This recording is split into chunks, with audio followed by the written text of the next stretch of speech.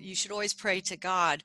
But, even St. Padre Pio told his spiritual children that we should pray to our guardian angel, because our guardian angel is always waiting at our side, and everyone has a guardian angel, and that we should always be aware of praying to our guardian angel to help us in things that are going on around us.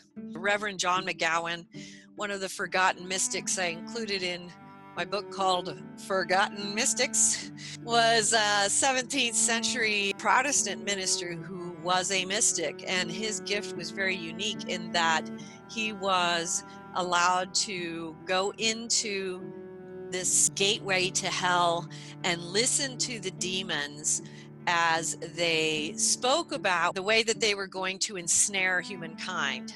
The book that he wrote is called Dialogues of the Devil. Fascinating read, because it shows you the ways that we are subtly worked on through the schemes that are brought up in these demonic realms. He would hear things about things as simple as changing a fashion so that immodesty would start emerging. It would be very subtle changes that would just start changing the way people think, and it would be easier and easier and easier to literally win this battle for souls. The thing with the demonic is you don't have to do something really obvious. You do something very subtle. And this is why people are so often misled by it, because they're like, well, that's not that big of a deal. Most of that's okay. I mean, that's just a small thing.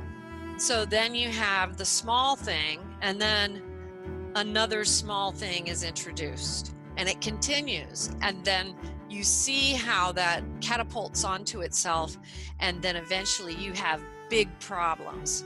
You have immorality running rampant. You have people who have no idea what the difference between a purposeful action might be versus a completely pointless action that is just causing destruction. And we see that all around us right now. This is something we see regularly in the human condition.